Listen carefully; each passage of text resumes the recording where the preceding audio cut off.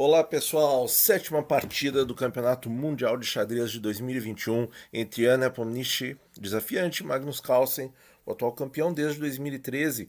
Sétima partida de 14, pessoal. Certo? 14. Então estamos chegando na metade do match.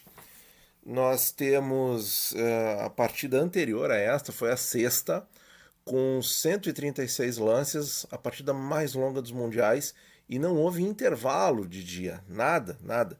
Em matches no passado, havia possibilidade do desafiante ou do campeão mundial pedir, havia uma regra assim, 1 ou 2 dias, né, podia fazer um pedido de intervalo de um dia, uma ou duas vezes, né, isso que eu quero dizer.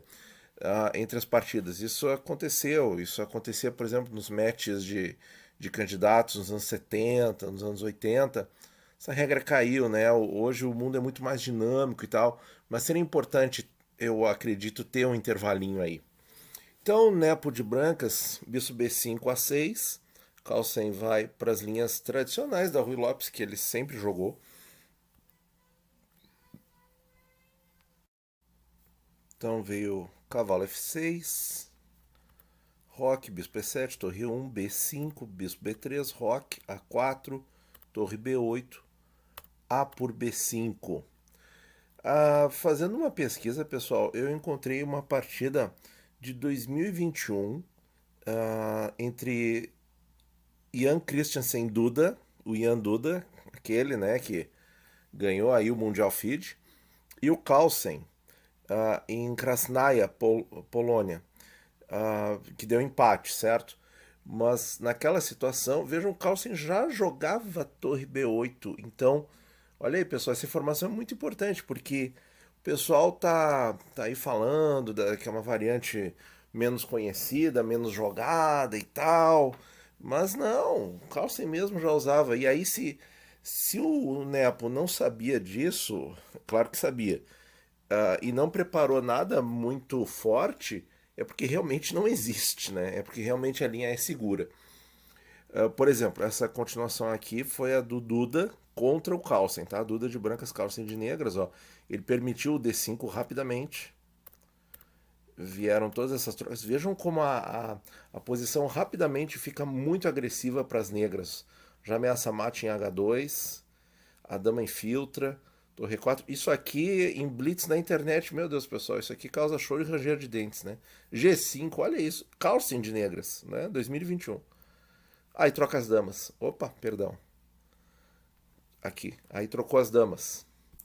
Aí acabou um pouco a graça do jogo, né? Mas, enfim, sacrificou a qualidade, ganhou o peão. E aí a partida continua com uma qualidade em troca de alguns peões, né? As brancas têm peões a mais, as torres são bem ativas das negras, né? Depois as brancas vão ganhar mais um peão, ó. Aí já tá 4 contra 2. E, bom, empatou, mas é uma partida plenamente jogável com qualquer resultado possível. Então, torre B8, A por B5, o Nepo não mudou as coisas, A por B5, H3, D6, aqui é que houve a mudança. Antigamente, nas primeiras partidas, o Nepo estava jogando C3 e agora ele joga D3. D3. Esse D3 sempre é um lance assim, pessoal, que a gente pode lançar a mão na Rui Lopes quando a gente quer acalmar um pouco as coisas, né? H6, aí o H6 é bem interessante para proporcionar a manobra torre F8, torre 8, bispo F8 e não ter preocupações com o ponto F7 através do ataque de cavalo em G5. Então H6 já impede tudo isso. Cavalo C3, torre 8 e aqui o cavalo C3, pessoal, ele abre mão, né, daquela manobra clássica, né, que a gente já desenhou tantas vezes na Rui Lopes, né? Ou o cavalo aqui, aqui e depois aqui. Então, quando ele vai para C3, ele abre mão de tudo isso aí. Importante estrategicamente, né? Torre 8 e vai imediatamente para D5. Foge o bispo. E aqui tem um lance que é novidade na posição. Cavalo por F6, simplificando imediatamente. Talvez isso aqui reflita o aspecto que eu falei antes, né? Não houve um tempo aqui de descanso.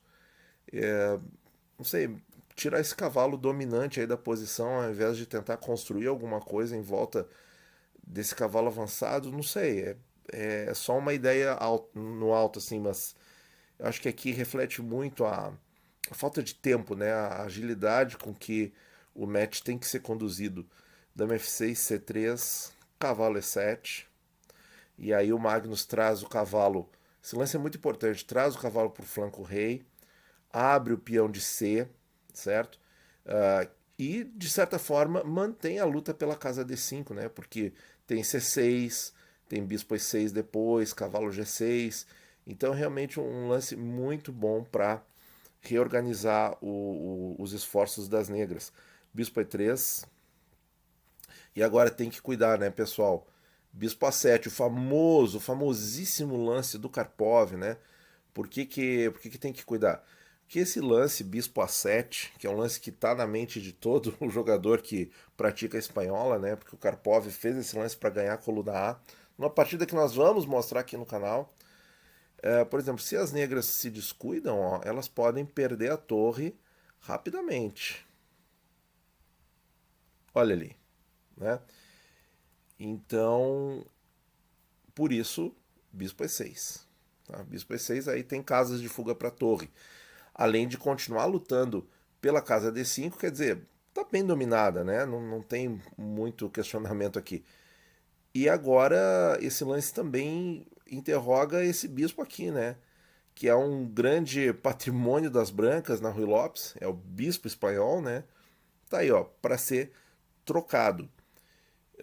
Me pergunto se a, a branca troca, se o Magnus tomaria de F, talvez não. Bom, veio D4 e o Carlsen, entre aspas, cede o centro, né? É melhor isso do que deixar D5, E por D4, C por D4. E aí nós temos uma posição que a gente olhando assim superficialmente parece muito interessante. As brancas parecem ter um pouco mais de espaço, tem o domínio do centro, tem coluna aberta dominada, mas isso aqui é uma pedra inquebrável. Não tem como entrar na posição adversária, certo? E esse centro aqui, isso aqui eu acho muito importante, esse conceito. Por que a branca não consegue muita coisa nessa partida? Porque esse centro, pessoal, não é móvel.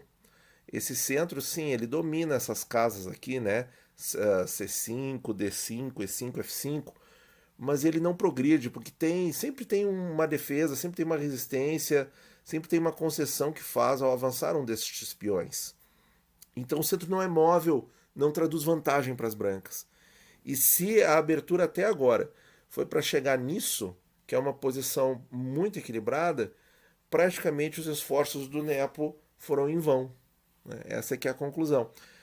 Só que é aquilo, né? Se de repente houvesse uma possibilidade de um repouso aí, de uma pausa, né, depois de uma partida tão exaustiva quanto a sexta, podia ser que ele fizesse outro tipo de abordagem, né? Quer dizer, trocou o cavalo, fez um centro aí que estrategicamente é só bonito, mas não converte nada. Tanto que um dos comentários propostos pelos grandes mestres que estavam cobrindo as transmissões era cavalo D4, né?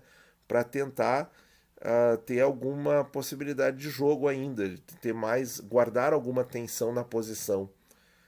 Poderia vir essa troca de dama, B4, C4, dama E5, dama D3, torre A8, cavalo B5, torre A1, torre A1 e torre C8.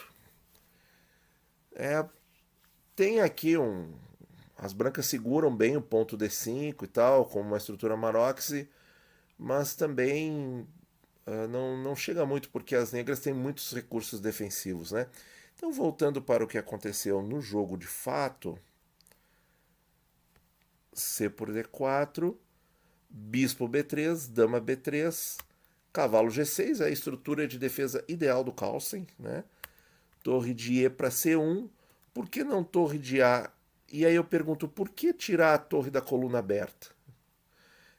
Eu acho estranho, né? Eu vi vídeos de mestres e grandes mestres falando, né, que torre de A C1 eu jamais pensaria nisso tendo uma torre numa coluna aberta, né? Não é lógico isso. Mas enfim, aqui a variante seria essa, né? Cede o peão de E4 para ganhar o peão de C e a torre volta e a posição está igualada. Então, torre de EC1, né? Se acontece a troca aqui dos peões, a outra torre entra na sétima também. E aí coisa pode.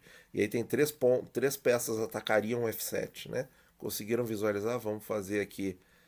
Eu nem conferi se essa linha está correta, tá, pessoal?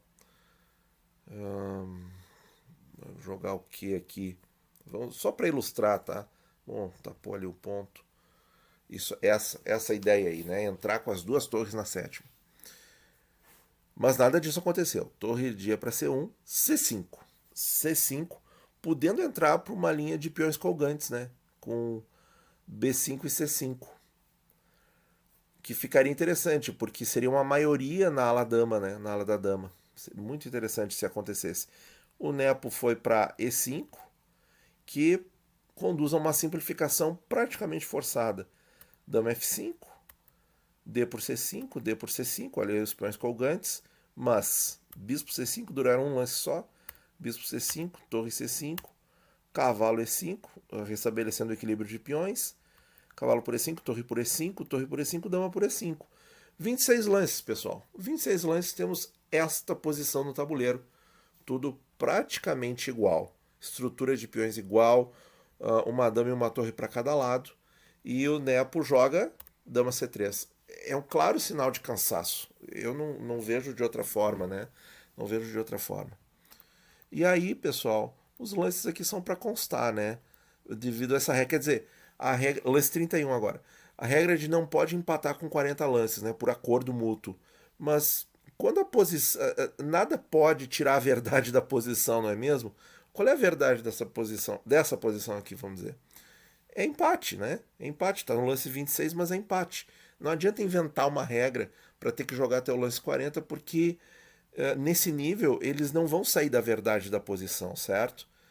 Então eles jogaram os lances aí, que são só para inglês ver, de fato, né? Ó, nem tenho o que comentar, fica tudo absolutamente igual e simétrico. Eles tentam ensaiar uma repetição, mas aí o Nepo faz diferente e aqui é proposto e acordado o empate.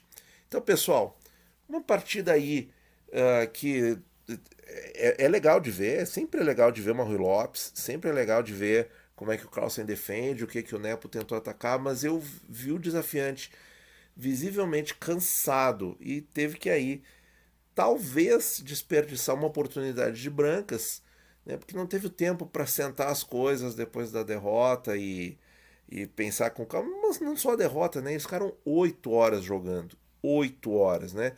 Tiveram ali um tempinho para jantar, tomar um banho, dormir e chegar para a partida no dia seguinte. Quer dizer, a gente está falando de atletas de alto desempenho, certo?